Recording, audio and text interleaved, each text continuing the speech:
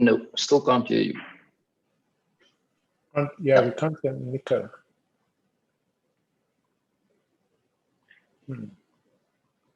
Nico, you might just have to adjust, like I did, my volume buttons and the particular headset or whatever it is.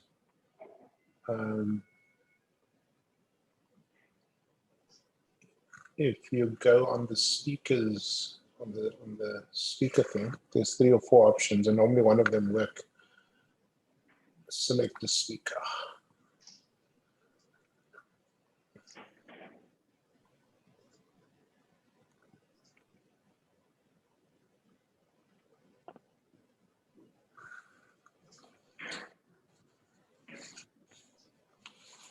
Ajwa, sorry, we've got 41 people in the waiting room.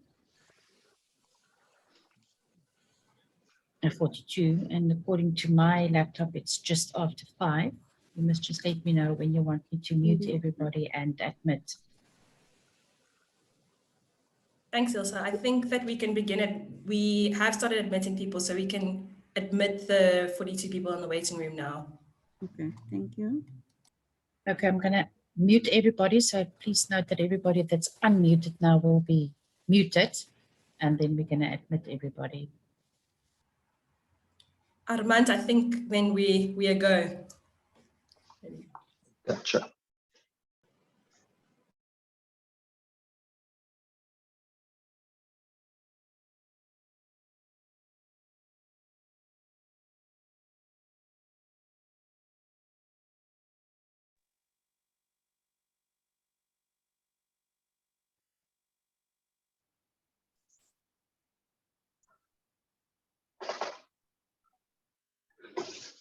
Good afternoon, ladies and gentlemen. My name is Dr. Armand Bam, and on behalf of the University of Stellenbosch Business School, I would like to welcome you to our USB Leaders Angle event addressing the critical issue of the national student debt crisis. To our colleagues and students from the University of Cape Town in attendance today, who have been affected by the recent fire, we want to say to you that our thoughts are with you at this time. Ladies and gentlemen, it is my pleasure in particular to welcome our moderator, Professor Jonathan Jansen. As he famously has said, he's the extinguished Professor of Education at Stellenbosch University and the President of the Academy of Science of South Africa, and also no stranger to the USD family. And a special welcome to our esteemed panelists, Professor Zaloom from New York University, Professor Vilakazi from the University of the Witwatersrand, Professor Bauer, the CEO of Universities South Africa, USAF, Professor Nicole Klitzer from the University of Stellenbosch, and Dr. Linda Meyer, who is the Director of Operations of USAF, who is joining us and will field some of the questions that are directed at Prof. Bauer, who has to leave later on during the session. We trust that as you engage in discussions as panelists and share your insights, you would take us one step closer to the possible solutions for addressing this issue. So once again, to you and the audience, be welcome at USB, and we look forward to fruitful discussions. Over to you, Prof. Jansen. Thank you very much, Armand, and what a privilege to host this conversation on the national student debt crisis. Let me just begin by thanking Professor Mark Smith, the new director of the University of Stellenbosch Business School. You still have, in my view, the best platform and the best people for doing these national and international webinars. And we're delighted to be one in the series you call the Leaders Angle series. So thank you to you, and thank you to your staff, your amazing team, including Paula and Ajwa, who've done a great job at putting all of this together. I'm going to say as little as possible this evening. as I moderate this important discussion on the national student debt crisis. So just a few words about that. You basically have three problems at the moment. You have students saying we cannot study with this enormous burden of debt on our shoulders. And by the way, that historical debt, as South Africans like to call it, also prevents us from continuing studies at our respective universities. So the students say we cannot, it's not possible for us to study without relief. The universities and the university leadership in our country and the 26 public universities, they say, we hear you, but if we let go of our obligations to collect the student debt, then we go under. And in a term familiar to vice chancellors and their teams, we will not be financially viable, and so on. Then there is the government as the third concern here, saying, but you know, there just isn't money in the national budget. Treasury will not give us additional funding. We're already funding you at levels never before seen historically. There is no money to beyond what we've given to the National Student Financial Aid Scheme on this phase to rescue universities by giving relief, added relief to students. And so every year, January, February, March, at many of our universities, you have this annual dance. The dance that unfortunately often happens between the student protesters and the university vice chancellors, and we have a problem. So we've assembled a team of eminent thinkers, scholars, to help us make sense, first of all, of the problem, but more importantly, to tell us, how do we get out of this dance? How do we deliver a new dance? And so on. So I'm delighted, first of all, to invite a good friend and colleague, Professor Caitlin Zulu. We were together as fellows at the Center for Advanced Study in the Behavioral Sciences at Stanford University a couple of years ago. And what an incredible thinker, incredible person. If you haven't read Caitlin's book called Indebted, How Families Make College Work at Any Cost, the context, of course, is the United States. The issues, however, are very much very similar.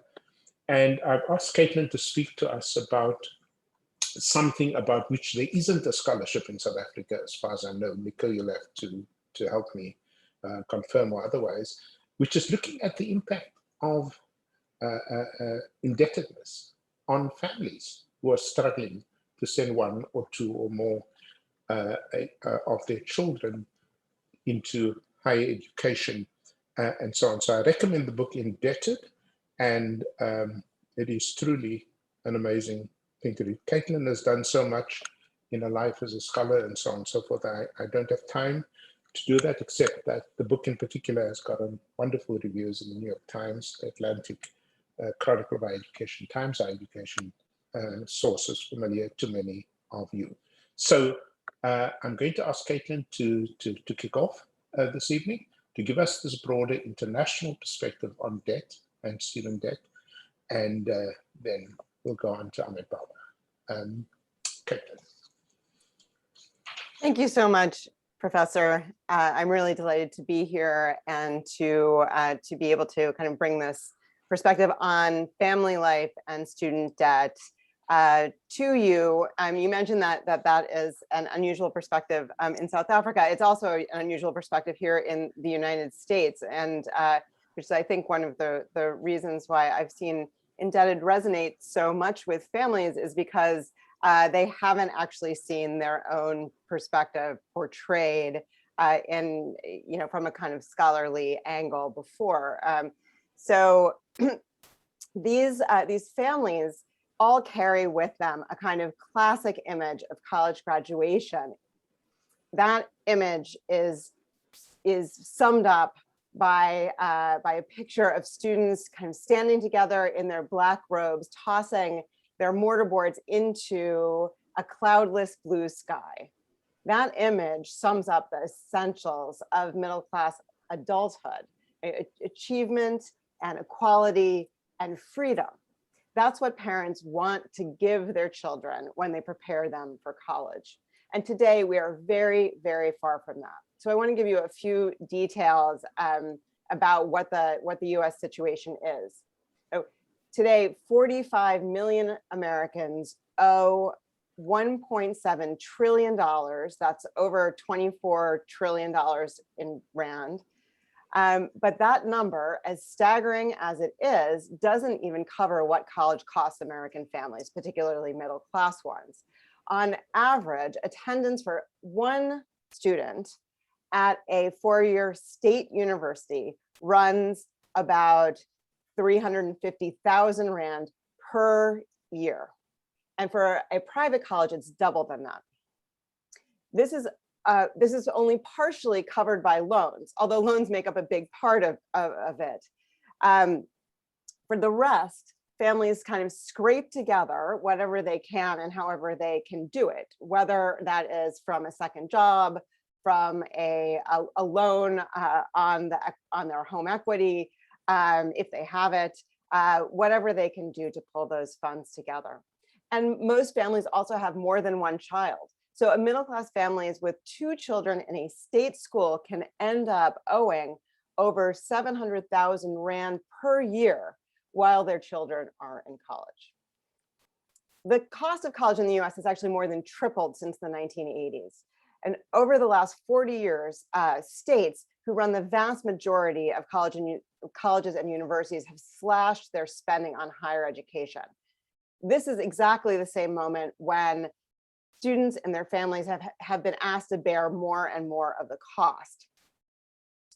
And because the cost is now so high, college means wrestling with a looming expense and a debt that it will require in ways that have actually completely changed the definition of what it means to be middle class in the US. So these policy decisions, which may seem like they are restricted to budgets, have vast, vast social implications. Living a middle-class life in the US used to give good reason to be confident, especially about what parents could offer their children. But this is no longer the case. Today, being middle-class means being insecure and uncertain about what the future holds. The cost of college lies at the heart of this change. Families face payments that they cannot cover without undue stress. And instead of being the great leveler, college now induces social shame and reinforces inequality. It also changes the most basic relationships of family life, those between parents and children. Those are some fundamental facts that I learned researching my book, Indebted. Indebted was based on a study of more than 160 in-depth interviews with four-year college students and their families. They were all what I define as middle class, meaning that none was eligible for a Pell Grant, which is our main governmental support for low-income students, and they all carried debt to support higher education, which means that they were not rich enough to just pay out of pocket. Our interviews covered the financial challenges of college and how this shaped their family lives, and we talked about what they wanted from education and what they believed the cost of achieving this meant for their futures. These interviews elicited families' point of view, and that is a very different approach from the standard economic one, which is what dominates policymaking in the US higher education space. That approach tends to focus on individual students and looks at college as a financial investment. It assumes that college is an asset to be purchased and one that primarily benefits students and their families. So the loans they give out are presumed to be like those they might use to buy a house, one that the borrower could count on to appreciate in value. In other words, the standard economic perspective on which our system is built considers higher education to be a private good and one whose value should be measured in future income dollars. College means much more to families and students than the potential income benefits, and it costs them more too. In fact, I found that the problem of paying for college creates traps for middle-class families that shape their relationships both to each other and to their country. So what are these traps? From the earliest days together as a family, they learn a few key lessons about college. The first is that they will have to pay and pay high sums for higher education, although they might not be able to project what those will be. That has not always been the case. Our state university systems in the US were once either free or extremely low cost. Now middle-class families know they will have to pay so much that they should start worrying about it years, sometimes decades in advance. Saving for their children's futures is what parents are supposed to do. They get that message loud and clear too. It comes from the price of college, but it also comes from the very government programs that are supposed to help them pay their way. Taken from the point of view of families, policies are lessons about what they should value and how they should act to achieve their goals. Higher education policies instruct their users how to be good parents, students, and citizens. So take a program called the 529 plans. These are educational savings accounts that are given tax advantages by both states and federal governments. The savings are invested in securities by some of the largest financial firms in the country, like Vanguard and T. Rowe Price. These accounts are marketed as tools for the middle class, even though they are mostly used by the wealthiest Americans. The 529 program instructs parents that they should be saving for college, even though most cannot and do not. This program teaches that being middle class means failing at the expectations of government and worse, at the most deeply felt responsibilities to children. The student lending system carries a related message too. It teaches that income alone will not cover the expense of getting a young adult to and through college. Instead, families learn that they can expect to go into debt that will take a decade or more to pay off. Together, programs like these tell families that they should be solving the problem of higher college costs on their own. They cannot. And this is only one of the traps. As I've mentioned, parents are also deeply committed to providing opportunities for their children to fully develop their potential. This begins in the earliest years of a child's life. In addition to the demand to save and invest for college years out, parents feel immediate pressure to set their children up for success. That means attending strong schools from the very beginning and paying a high mortgage or rent that gives access to them. The costs hardly end with housing and schools too. Parents often feel they should pay for sports or music lessons or for tutors to help where schools cannot, or they don't spend and they face the fear that their children will suffer disadvantage. This conflict between the demand to financially plan and to provide for children defines the early years of middle-class family life. Another trap opens at the moment when parents and young adults are deciding where to enroll. They know that they will be making tough choices when deciding on a school and what students will study while they're there. Policy offerings from federal loans to the Department of Education's College Scorecard broadcast the message that education should be considered in primarily financial terms.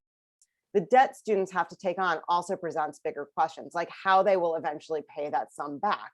And this is where this thing, the College Scorecard, comes into play. So this is a kind of tile that you can access from the website of the Education Department, one for each college and university.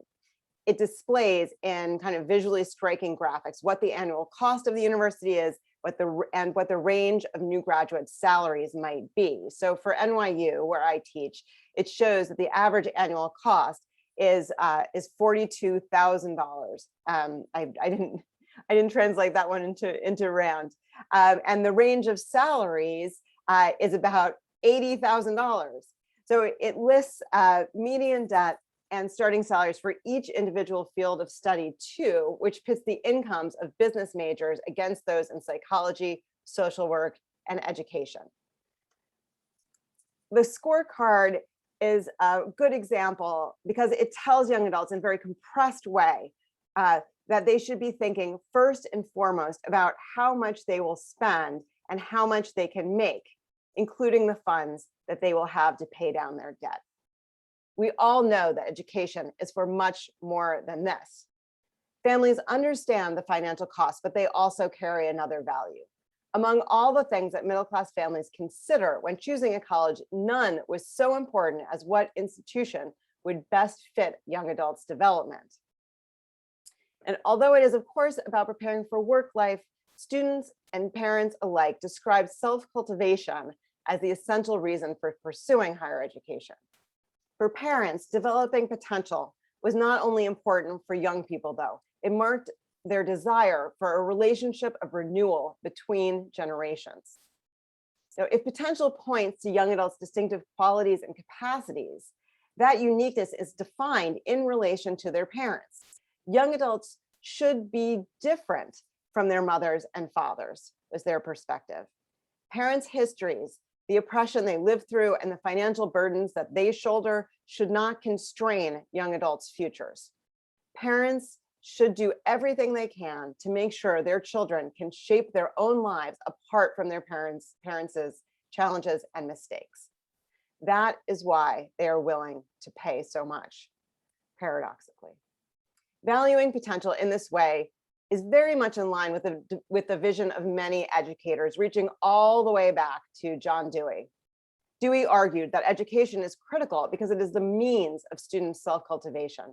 Education should be for studying in environments where young people are encouraged to experiment, both on their own and with peers. The freedom to develop their potential fully is the foundation of an empowered democratic citizenry. Today in the US, a college degree is the most reliable way to give young people a chance to live their lives as they see fit. A higher education system that honors families' values would alleviate the burden of education's high cost and ensure that young people have the right to make their own futures and that of the United States along with it. Thank you. I'm looking forward to learning from all the other panelists. Thank you, Caitlin. That was truly excellent, and particularly the issue of the messaging system. What is the message that a particular educational financial regime sends to parents, and in this case, middle-class parents? Looking forward to the discussion on those issues. Amit Bauer, you have to leave for another Zoom at about just before the hour is up. And so I'm going to ask you, if you don't mind coming on next. Amit Bauer, for those of you who don't know, is the CEO of University of South Africa, which is really the point of assembly, as I see it, for vice chancellors of the 26 public universities. They also do very, very important policy work around issues like student financing and the like. Amit is a theoretical physicist, but those of us who know him also as a very profound thinker in the social sciences. Amit Bauer, Professor, over to you.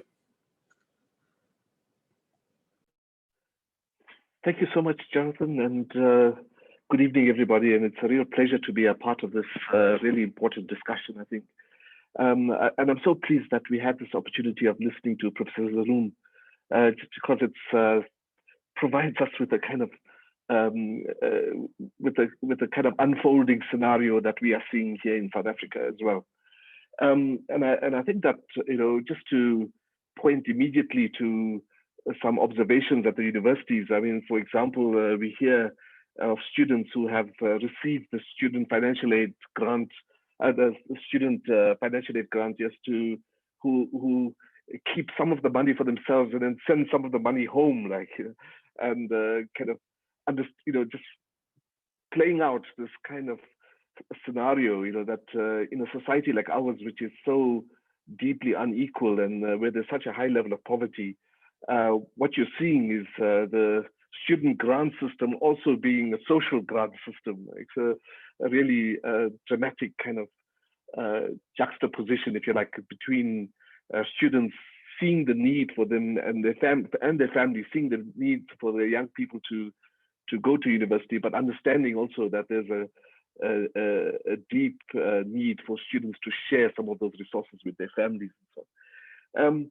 The new financial aid scheme, of course, which is a grant scheme, it's a bursary scheme. According to Stats South Africa, at least, has about 90% of South African households qualifying for the National Student Financial Aid Scheme bursary. What that means essentially is that 90% of South African households have an income of less than 350,000 Rand a year. Now, of course, that doesn't translate to 90% of the students at the universities being, having these bursaries. And the reason for that, of course, is that, we have a broken school system, and the broken school system is primarily, of course, caters for students who are in that category of family, that 90% category, if you like. And so we have a skewed kind of access to university system, depending on kind of the different socioeconomic kind of groupings in our society. And what that means essentially is that we have, we can categorize our students to three different groupings. There's that set of students who qualify for the bursary, and that caters for between 50 and 60% of the students in our system at the moment. Then there's a second category, the students who are sort of from wealthy backgrounds, who can easily afford being at universities. In fact, for those families, for most of those families, it's cheaper to send their students to a university in South Africa than to send their children to a private school. So it's a good deal for that part of the community of society. And then there's what we refer to in South Africa with this really odd term, the missing middle, if you like. So it's the students who sit in that category between the 350,000 Rand threshold and say 600,000 Rand or so. And that caters for about 20% of the students in our system. The current debt sits at about 14 billion Rand. Actually, it'll be more than 14 billion Rand. That 14 billion Rand was the figure for the 2019 academic year. So it's nowhere near the $1.7 trillion, but still, it's a very substantial amount, 14 billion Rand. And the bulk of that debt really rests with students in that missing middle category, if you like. And there's just absolutely no possibility, it seems to me, for us to find some way of extracting this money out of the families in that category of students, if you like. Now, of course, universities are required, by government to be going concerns and so on. So there's no possibility of the university, as Jonathan indicated in his introduction, there's no possibility of the university simply writing off that debt. But at the same time, there needs to be a national solution to this. There's no possibility of that money being recouped from families. And there's no possibility of the universities somehow just kind of magically writing off that debt. So one of the things that we have to look at today is just what are the possible solutions for that debt issue. And then, of course, the bigger question is, how do we try and ensure that there isn't an ongoing challenge with regard to debt? And what we heard from the government this year is that bursary scheme that was put together in December 2017 at the Nazareth conference of the African National Congress, that bursary scheme is unaffordable. There was a major deficit this year, and that deficit came up to about 6.2 billion Rand. And that deficit was made up by taking money out of the National Skills Fund and taking money out of the university budget. So money that would have gone into subsidy and gone into infrastructure development has now been rechanneled into the bursary fund, if you like. So there's a kind of double whammy here for the universities, if you like. The debt issue is not being dealt with, but what we have done is basically kick the can down the road, basically adding to the debt for next year, and at the same time seeing a cut in subsidy, if you like. The universities are, of course, facing a real challenge from four sources. The one is subsidy cuts, and I think that one has to just understand that for the last 10 to 15 years, if you look at the subsidy per student that has been in steady decline. It hasn't been a rapid decline, but it has been in steady decline. The second is just the fact that we, for the last 3 or 4 years now, we've had, well, more than that, for the last 4 or 5 years, we've had regulation of tuition fees. So what that means in essence is that whereas it was possible for universities in the past to kind of modulate the cuts in subsidy with higher than inflation rate increases in tuition fees, that's no longer possible. Thirdly, that what we are seeing is cuts to research funding, primarily through cuts to the Department of Science and Innovation, which is a very significant funder of research. And then fourthly, what we've seen over the last 4 or 5 years is a significant decline in private sector funding into the universities, in particular for research and development work. So there's a very significant challenge facing the universities at the moment in terms of funding. And what we are seeing at the same time, of course, is this accumulation of debts, right? Having said all of that, I mean, I think that we have to go back to some kind of set of principle positions, right? So the one is that in a society like South Africa, which is a democracy, which is one of the world's most unequal societies, what we can't have is a higher education system that excludes students on the basis of their socioeconomic kind of condition. We can't have that. That's sort of totally antithetical to the purpose of universities. And it's something that we have to really address. Just the idea that the university system has to be affordable to any young person who's admitted to a university. And that's something that I think we should all agree on, and we should really get government to kind of understand that and to kind of come to the party on that. The second issue I think that we have to understand is that the government continues to see universities and science as places of expenditure rather than as places of investment. I mean, investing in higher education is really investing in the talent of South Africa, and it's investing in an enormous quantity of public goods, if you like. So this is really about saying, that we have to think of higher education as an investment in the future of South Africa. And thirdly, and perhaps most importantly, it seems to me at least that that the viability of a good bursary program for students, which the government has instituted, really depends on having a viable university system. And what that means essentially is that you really have to fund the universities at a decent level so that the funding that goes to students has a good impact. Now, the reason I say that is because, I think what COVID-19 has done is, first of all, exacerbated the inequalities in our system.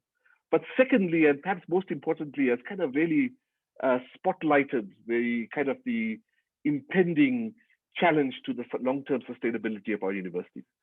So it's really about saying that we have to think about the student funding system in tandem with developing a funding kind of profile for the universities, which makes the universities a viable enterprise, if you like.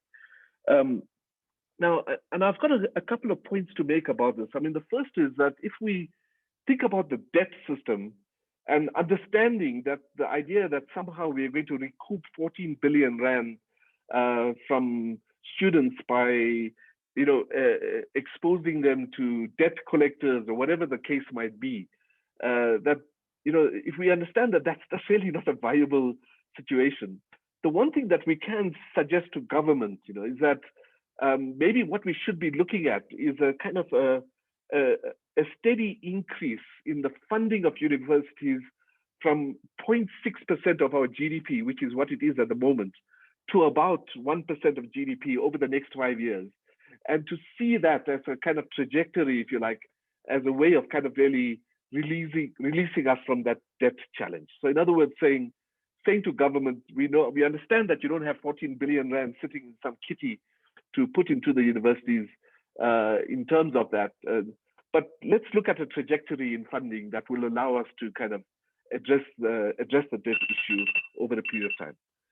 The second point I wanted to make was that, you know, there are a number of options that are available for us to address the long-term challenge. The one is for us to think about kind of universal tuition-free kind of education. So government clearly comes to the party to cover tuition costs, but at the same time looks at a kind of an income contingent loan system for living costs and for other kinds of costs related to studying.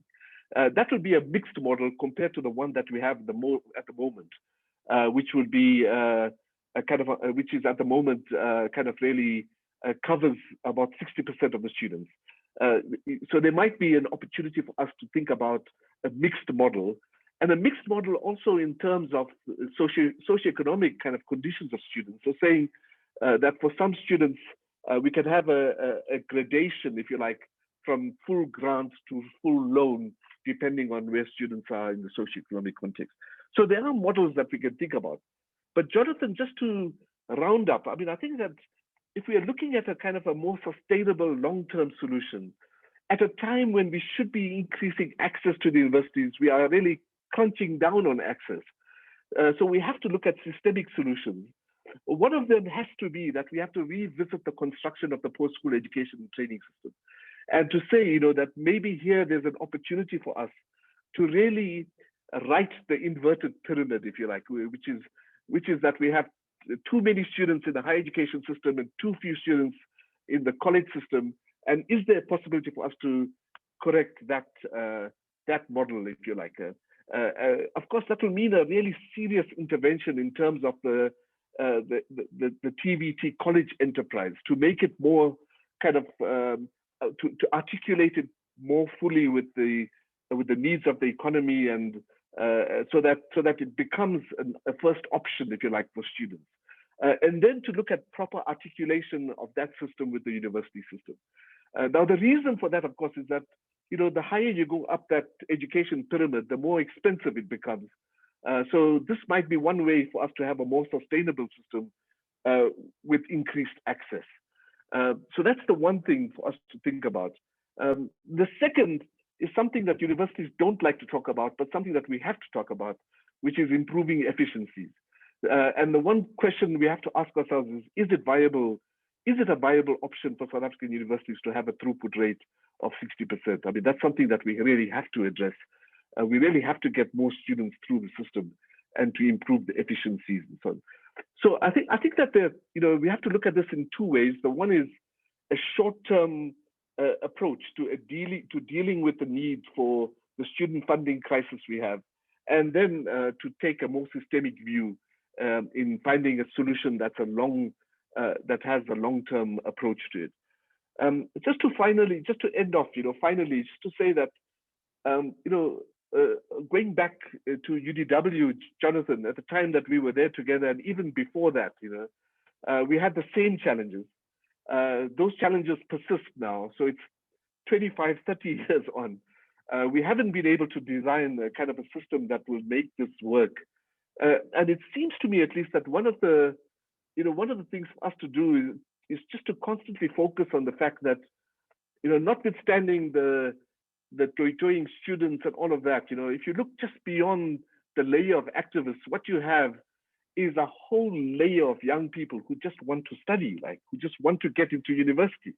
And as Caitlin indicated, and a really interesting study done at the University of Stellenbosch indicates that it's still a very good value for family investment, higher education. And we have to really focus in on that. The unemployment rate, looking at a cohort around about 2010, the unemployment rate in that cohort was something like 6 to 7%. In the context that the national unemployment rate sits at about 30%. So it's really good value for money for families to invest in their young people. But for many, many families, there's just no possibility of families bearing the full cost of this. So with that, I'd like to say thank you very much, Jonathan, and I hope that that was useful. It was indeed very useful. I mean, thank you. And the point you make, one of the points you made that I just think we should come back to is we must never be in a situation, and you've been a vice chancellor yourself, like Zebulon, and I was once upon a time, is we must never make a trade-off between student access and affordability on the one hand, and the viability and success of our institutions on the other hand. If we make that trade-off, we're in serious trouble. Nobody wins. So thank you for that point. Zebulon Vilakazi is the not so new anymore Vice Chancellor and Principal of the University of the Witwatersrand, one of our major research universities on this continent. His background is in nuclear energy, and he publishes and writes around high energy physics and the like, and he's in the hot seat at the moment. he has to receive the protesting students around the issue of historical debt and other things. Zebulon, great honor to have you here this evening. Please speak to us. Yeah, thank you and good evening, and thank you, Jonathan, for the kind introduction. And it's a pleasure to meet Caitlin. I think you shared some very insightful views regarding this global problem, which actually makes ours pale in comparison. And I think Ahmed has covered a large part of some of the inputs I was going to make.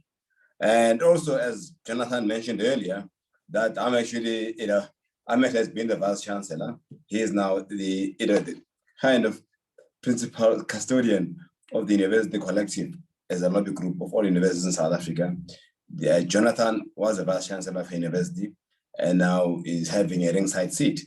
So, I'm have been a Vice Chancellor just for the last, I've just finished my first 100 days, which obviously meant that within basically 6 weeks of starting my tenure, before I was even formally installed as the Vice Chancellor, I had a bit of a firestorm. Having said that, though, I mean, my university, the one that I'm heading at the moment, has had a tradition of protest. I think, in actual fact, part of the third curriculum development of young people, I mean, of course, the excesses, and I'm not justifying some of the excesses. That's a university that was built on the culture of protest, from the 1950s when the Extension of University Act was passed. Not all of them, a number of the university academics, the Extension of University Act was a separation of when Black students were kicked out of the universities like Wits, UCT, and many others. So there was always a culture of protest in the 1970s, 80s, and so on and so forth. So that has been part of a DNA, which is very, very useful, by the way. That young people, part of the third curriculum, used to have that contestation that I would call this ignition, combustion engine of discomfort, of actually pushing the boundaries. But obviously, has to be within reason. And as I've always said, that a university is the big, sandbox for 18 to 22-year-old to experiment, to contest, to push. So we just need to ensure that you put the right parameters should things go beyond excess. So to me, protests, as it were, should not be seen as something that is an anathema to the very notion of getting some of the youngest, some of the brightest people who face issues that are very, very challenging for society, that we who are middle-aged now are taking for granted. However, I think obviously, the nature of protests in South Africa sometimes, and most 9 out of 10 times, as Jonathan has mentioned in his previous inputs, was that actually they do reflect a violent culture. And I think that is something that we should guard against, because they will fragment and destroy what is actually a very strong higher educational system. And so with regards to just those points that I want just to also add as well, is that I just read The Guardian, or one of the Guardian or the Times of London, I think it was a Guardian, which said that the UK, and I'll make my provocation in a short while, and I've said that the UK has debt of about 140 billion, what you call accumulated debt, right, through loans and so on and so forth. 140 billion pounds, billion quid, which you can multiply by 20, you get how much that is. It is in rand and or in dollars. And this, if you disaggregate that per student, you average out, right? That means that the average student, by the time they get their bachelor's degree, their honors degree in the UK, they would owe about £50,000, right? So £50,000 means is about 1.2 million rand. So therefore, by the time a young person, it's a largely middle class country, I understand, without much of the inequalities we face in South Africa. By the time a young person is about to go to the city in the UK, they already have 1.2 million rand liability. And the median income in the UK is not that much higher than £150,000. So, that is a global problem. And I'm sure Australia has the same as well. Now coming to South Africa, and I'm going to try to thread it here and somewhat provoke. The US, the United Kingdom, that sometimes continental Europeans mockingly call the Anglo-Saxon educational system. Having spent some time in France, there was always this derision they had among the colleagues on the continent around les Anglo-Saxon, is that this system, whether I like it or not, using crude measures like rankings, Nico is more of an expert on that. This Anglo-American system, I include maybe Australia, is by far the best in the world in terms of attractiveness to international students, getting the best talent from all over the world, and also faculty from across the world. If you go to a major UK university, language helps. You find faculty coming from the rest of Europe, let alone the world. And South Africa, with a similar, this is a provocation, I'm saying this tongue in cheek, is that South Africa has arguably the best higher educational system on the continent, if you look at crude measures of rankings and so on and so forth. So therefore, and has the most expensive educational system. So Jonathan, is there a correlation then? Maybe is there, and I'm not an economist, a supply-demand issue, that the more expensive it becomes a great attractor. Something is, anyway, that's just my simple physicist correlation, because if we like 3 points, draw a thread, that the more expensive the higher education system is, somehow gathers prestige around it, right? The top university in the world is Harvard, I guess, using that measure, is the most expensive. I think that is just one of the early provocations I like to make. But I think key to this, and I think something that Jonathan always cautions against very strongly, and I think it's been covered here. I won't repeat what Amit has said, because it's covered largely what I was going to say, so I will not bore the audience with that detail, is that if you look at normal Web of Science bibliometric indices, right, that gives you raw data of the hits. Africa produces around, say, just over 1% of the global knowledge production, right? 60% of that is derived from South Africa, right? And a large part of that is by leading South African research-intensive universities. Somehow we tend to almost force the system towards uniformity, when by its very nature, even in the student mix, it's very diverse. In a sense that some other universities will recruit from students who are, because of where they are located, who actually are in the cohort that Amit mentioned, to be those that get government free study loans, and others will have a mix of those that can pay for themselves, like that's where the pressure lies, and those that actually are barely paying and are at the edge, they're kind of shrinking and squeezed middle class. So therefore, I think when I look at some of the documents around a resolution to this problem, it assumes a particular uniformity in a system that whose strength lies in its diversity. So ditto with student debt, that we just can't come with a solution that is a one size fits all. That obviously will give us short-term solutions and can be a sort of towards a much deeper problem that requires invasive surgery. So I think that that is one caution I'd like to make, but I think I agree largely with what Amit has raised. And also I read the document that the University of South Africa are put together. It was part of the input you received prior to this meeting around the proposed solutions. But I think that our solutions in South Africa, in the few months I've spent as an administrator of a lady, as a vice chancellor and principal, is that we tend to take very quick, easy, politically palatable solutions without really going to the root cause of the problem. And there are three other aspects. Is that actually we have a serious disjuncture between the university system and the secondary educational system. I think that on average, students coming from other parts of the world are better prepared than our students. And you know that where that problem lies. It lies with the old policies of the past and also our failure to take the right political will to depoliticize education, and not let education be a playground for unions. Let education be for educators. And I think that is something that requires political will to solve. If you don't solve that, we'll find ourselves with frustrated students who just cannot cope.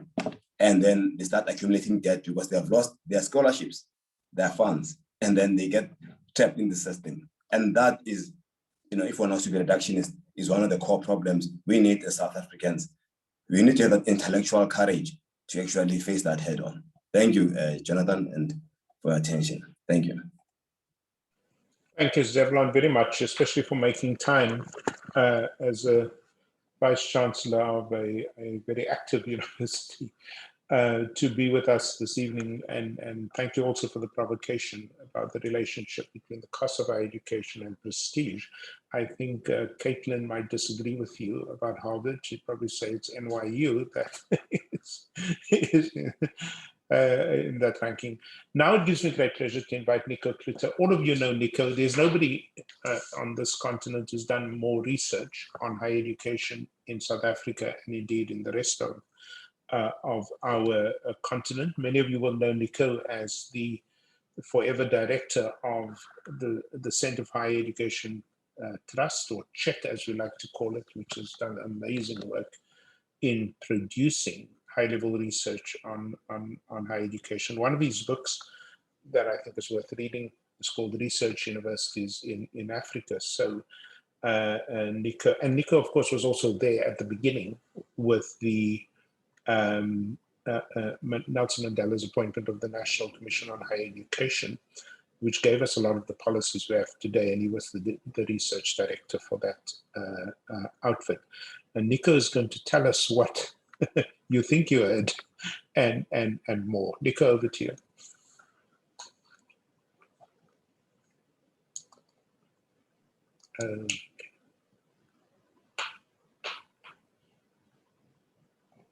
All right, Nico, we're still not hearing you. I know we had that problem earlier.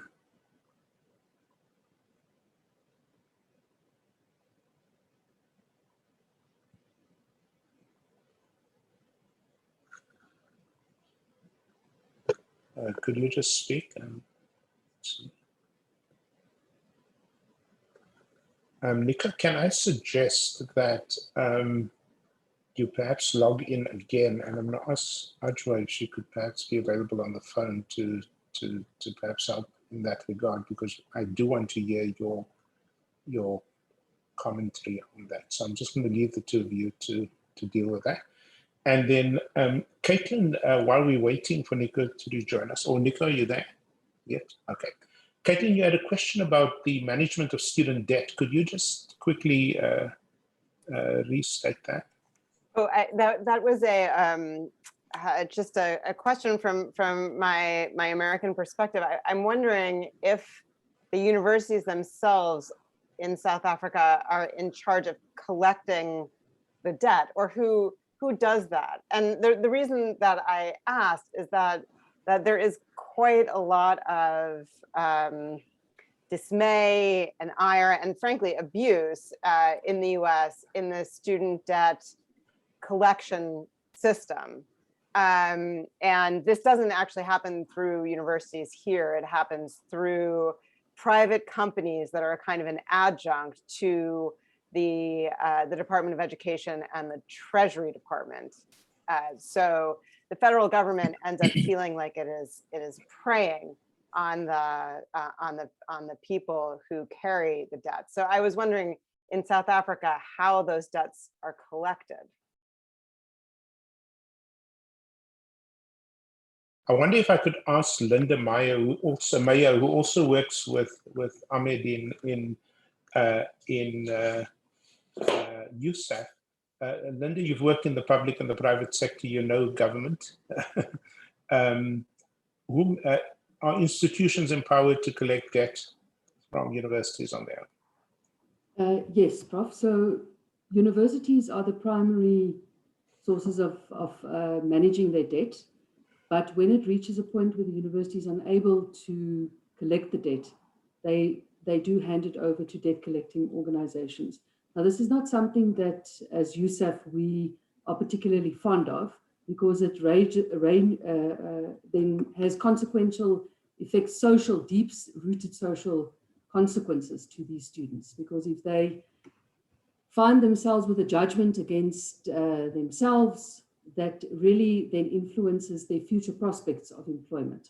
So it is a very complex situation, but we must understand that there are also auditing principles that must be adhered to. There are compliance issues that must be adhered to, and councils of universities can't seem to be disregarding their fiduciary obligations in terms of this. But I think that as a systemic issue, it is very problematic to have this debt, this 14 billion rand debt within the university system that cannot be collected, and is really creating this unequal footing for students that are able to afford higher education and those that are funded by government, and this missing middle that really are not only sitting without funding, but when they secure funding, they raise these huge debts within universities. Thank you. Thanks, Linda. Nico, are you back? Oh my goodness. Prof, I think perhaps as a solution, if Prof Klitzer can type his response to you, so perhaps we can kickstart the Q&A and he can type his response and then you can represent him whilst we try and resolve the issue. Okay. All right. Is it also, I was just wondering, Ajwa, if you could do it via the cell phone, which I occasionally do, as opposed to the laptop. Not a problem. Yeah, okay. Because I think we would have a much less interesting seminar if Nico is. Are you on the cell phone already, Nico?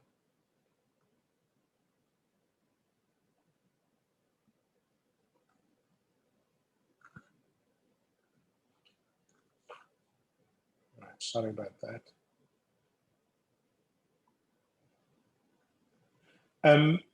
Caitlin, in the meantime, one of the questions is the distribution of student debt unequal for minority students versus others in the US system? Yes, of course it is. I mean, so Black students in particular carry the highest debt. They make less money when it comes time to pay it back. And of course, their families possess far less wealth, something like 8 times less wealth than comparable white families do.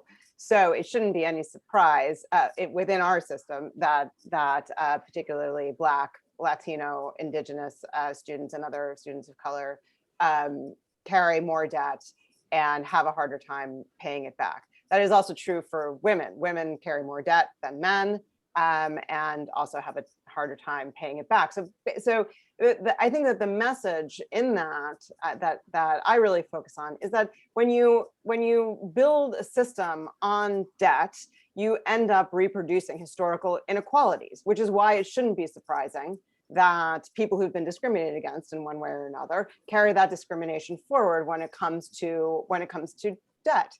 They have less. It's harder for them to get a foothold.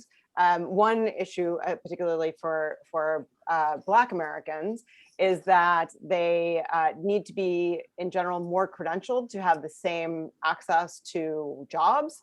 So they are also more likely to go into debt in order to get something like a master's degree, which would then kind of bring them in terms of like credibility, which I want to put quotes around, in terms of employers to the same level as whites. That's the work of the economist Eric Hamilton that I'm quoting.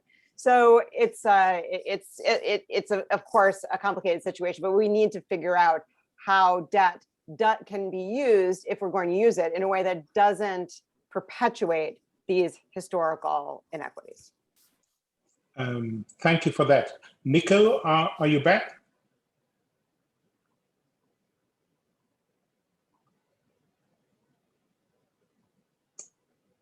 What a blow. Okay. Yes, we can hear you now, Prof. Yeah, but can Nico hear me? Yes. Okay, fantastic. Nico, go ahead, please. Okay, this is not quite like I planned it, but Caitlin should remember that we are still in Africa. Prof, if you can just mute yourself on your side, it's just the feedback from your side translating to my call.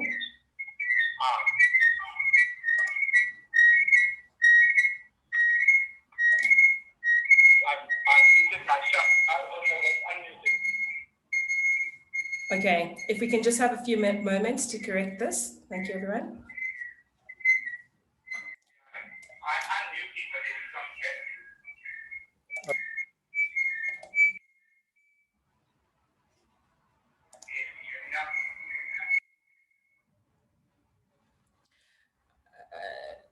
Nico, no, we're still having a few issues. So let me just, can you mute your laptop? Yes, I am.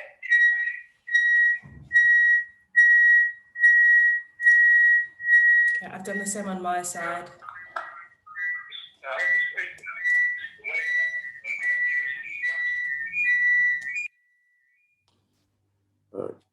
Okay, Prof, can you try now? Okay, Prof, I think if you can try and move your phone away from your laptop. So if you can just move it, put your, yes, okay. Okay, try now, Prof. Is that better? Yes, no, okay. Yes, perhaps let's. Is that better?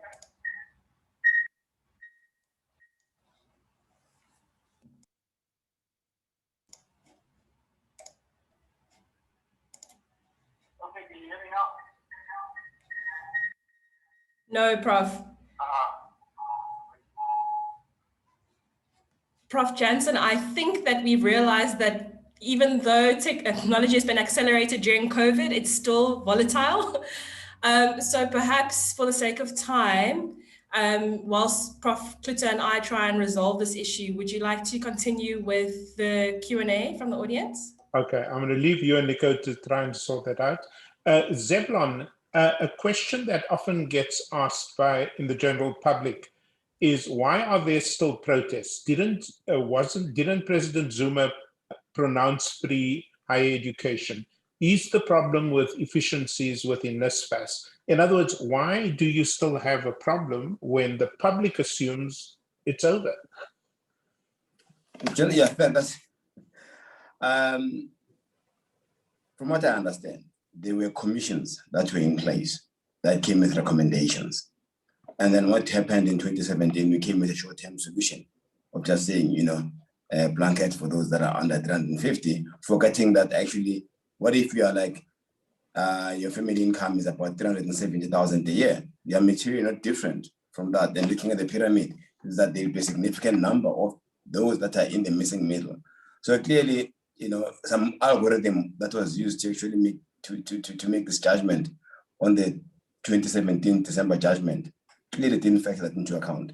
So it was a simplistic solution to a complex problem. Once you come with a simplistic solution to a complex problem, you don't come to a solution. There was a commission that took about 18 months and a lot of money. So, what are the findings of that commission? One can't give answers as one silver bullet out of the air. you just need to base them on actual studies that included the entire sector. There was a conversation before. I think there's no need for a conversation now. There's a need to implement. And one of the implementations is look at the study. Whether it was rejected or not is another story, but there was no conclusion, Jonathan. There was just a study. And then midstream, something else happened. Yeah. So therein lies the problem. And I think we need to actually home in on the problem. Let's work the problem. Right. Linda Lerato asks, do South African universities publish their graduates' median salaries similar to the US? Do you know? Universities don't publish the median salaries, but we do have various studies that are done by employment agencies that do publish the mean salaries of university graduates. So it would start obviously segmenting each of those areas, and we can see very much so which students are able to find employment in the fields that they've studied, but also what the inception and progression salaries are. Okay. Thank you. Excellent. Let me just check in once again with my with Ajwa. Ajwa, are we making progress? Yes, Prof, we are making progress. So Prof Klitzer, we've innovatively come up with the idea that he's going to send me the voice note, and then I will play that back to the audience. Thanks, Dr. Meyer, for that suggestion. Okay. Are you ready with the voice note, or should I play for You can time? continue. He'll send it within the next 2 minutes. Okay. Do we know how successful any one of the panelists NSFAS has been? What is the performance record of the National Student Financial Aid Scheme? Because when you listen to the minister, it seems that every year he adds millions and sometimes more than $1 billion to the kitty. But it still doesn't seem, is the problem perhaps at the institutional level that some of our universities are inefficient at distributing the funds once received to the students, or is it a problem of adequacy, as the education finance people call it? There's simply not enough money to go around. Either Linda or Zebulon. I think Linda is best placed to answer the question. Thank you, Prof. So the issue with NSFAS is that there simply isn't enough money. This year, we dispensed 42 billion Rand to students, and we saw a huge escalation in the number of students, over 40,000 student escalation of students that are now funded through NSFAS. But we know for the missing middle students that we require roughly 20 billion Rand to deal with that issue. And unless we start dealing with the systemic group, we are really not ever going to see student protests end. Because we must understand, as much as we say missing middle students must take loans, they earn very little. They can't get secured loans. It is impossible for them to access the higher education system. It is very unfair to expect universities then to shoulder this, because students are manifesting aggressive behavior, and this is not new. When we were young and we did the same thing, but now that students are doing it, we raise an eyebrow. But I think the issue is around the volatility and the manifestation of this complete despondency that we are viewing. So NSFAS is not a bad system. I stand by the idea of NSFAS. I know there are many detractors from it, but for 60% of our student population, it has brought a reality that they couldn't have had otherwise. It has brought access to higher education in a system that they never would have participated in otherwise. Prof, I don't know if that answers the question. Yeah, no, good enough. Can I just ask Caitlin? Caitlin, the US has any number of think tanks and and policy institutes and all of these kinds of things to try and figure out something like this. Is there something as South Africans we might look forward to from the Biden administration? In other words, here you have certainly a more progressive, set of people and ideas around issues of debt. Is there anything there that we could learn from or look forward to? so much, actually. One of the things that I find very hopeful about these next several years is that I think that we're going to get some real movement on the cost of college situation. So right now in the US, the possibility of canceling some very significant piece of student debt is actually really on the table in a way that I'm like thrilled and somewhat shocked by, as someone who's lived through the last 30 years. But Biden is still actively considering how to cancel somewhere between $10,000 and $50,000 worth of student loans for borrowers almost across the board. So that would be tremendous.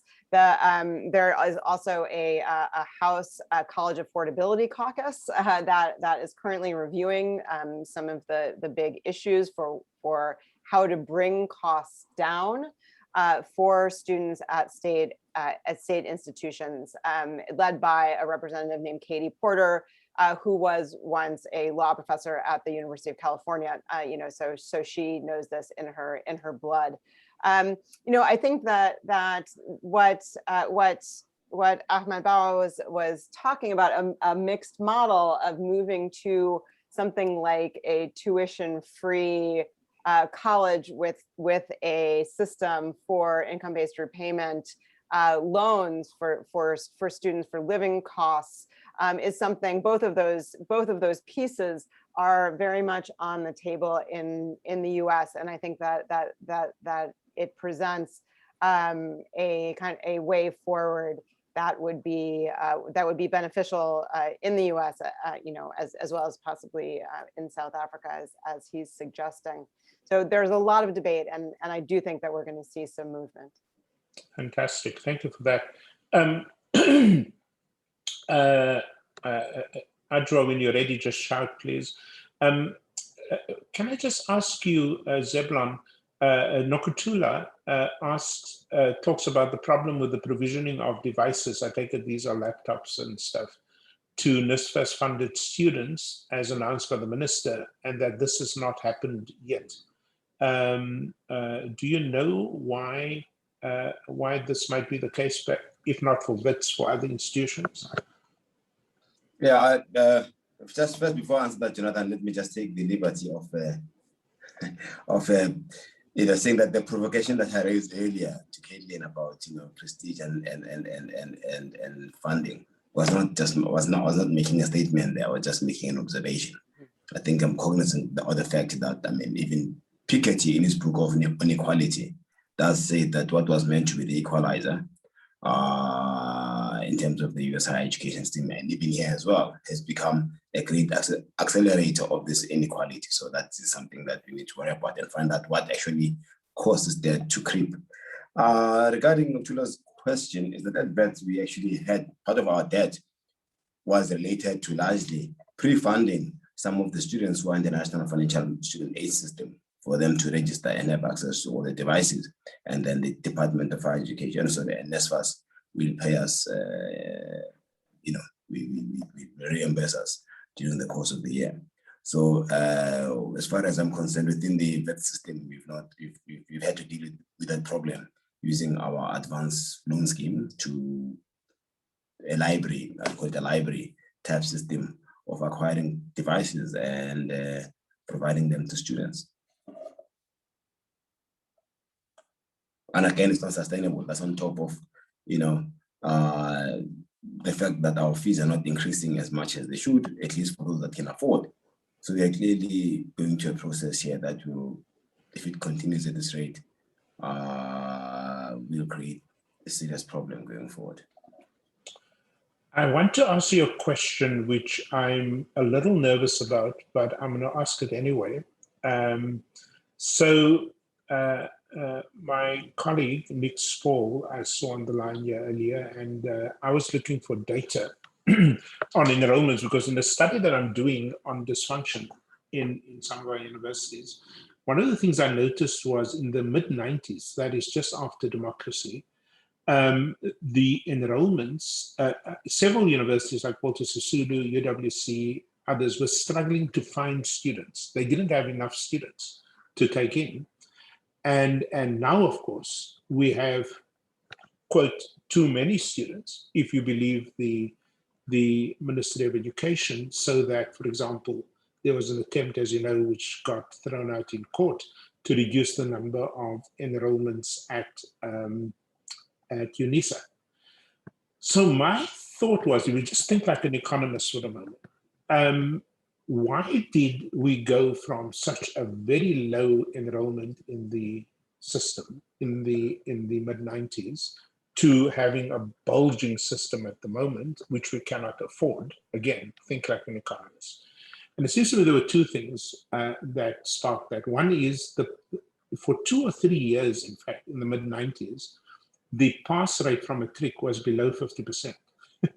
It was in the middle to high 40%. So there was no pressure on the output side in grade 12. And secondly, we didn't have the elaborate funding arrangements that we have today. In other words, it's much more difficult for people to pay for their fees, as I just discovered in interviews with people like Jadam Reddy this week. So given that about half of our students don't get through the first year, the system is highly inefficient, and quite a percentage don't get the degree in 3 years or less.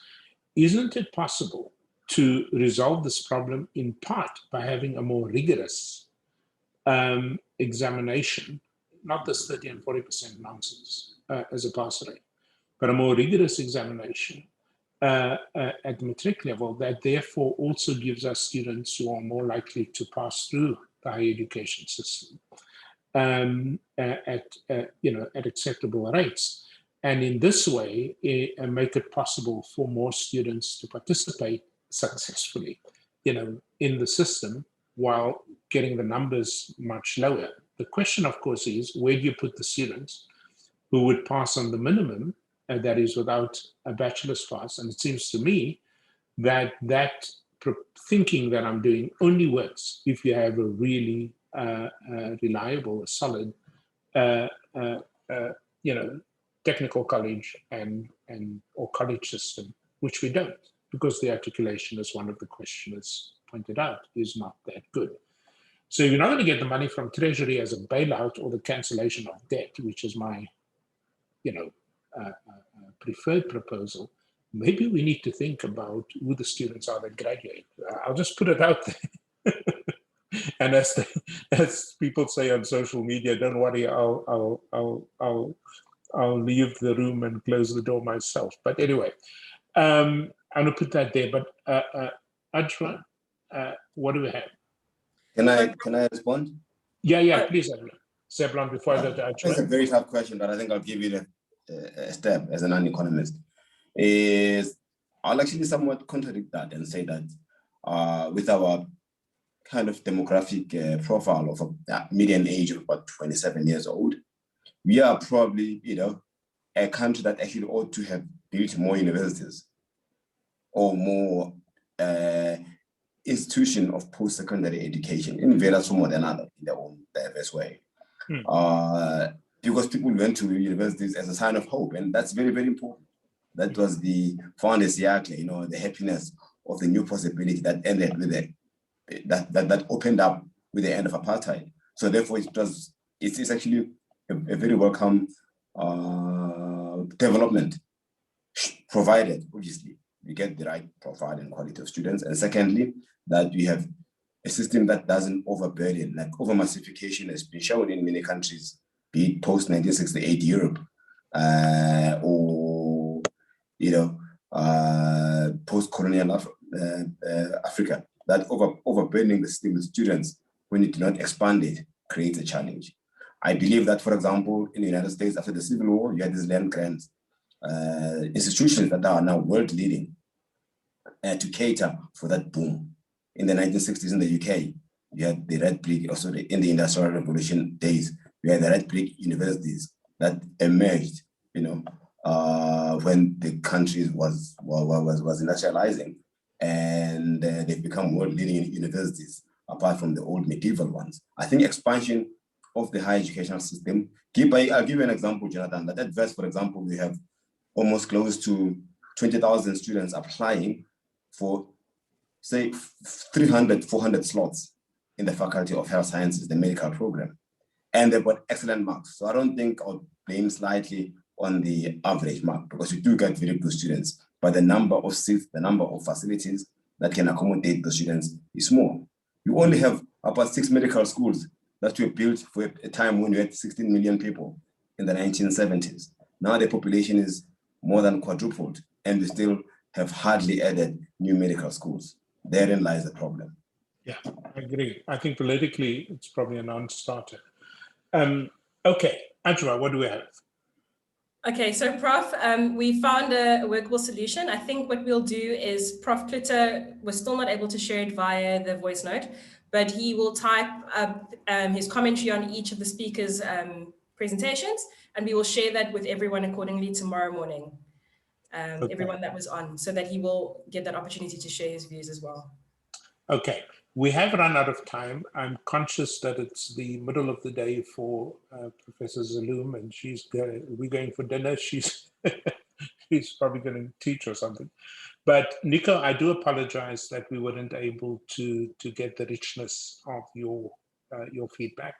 Zebran, thank you very, very much. Professor Vilakazi, Dr. Meyer, thank you very much, and Ahmed in his absence, thank you. Thank you to the business school once again. Thank you to the organizers. I think this was a very, very rich set of presentations and ideas shared. I promise you we will get Nico's feedback to all of you tomorrow. And with that, I wish you all a good night and good afternoon to Caitlin, and we'll do one of these again. Thank you, everyone. Thank you. Thank you. Bye.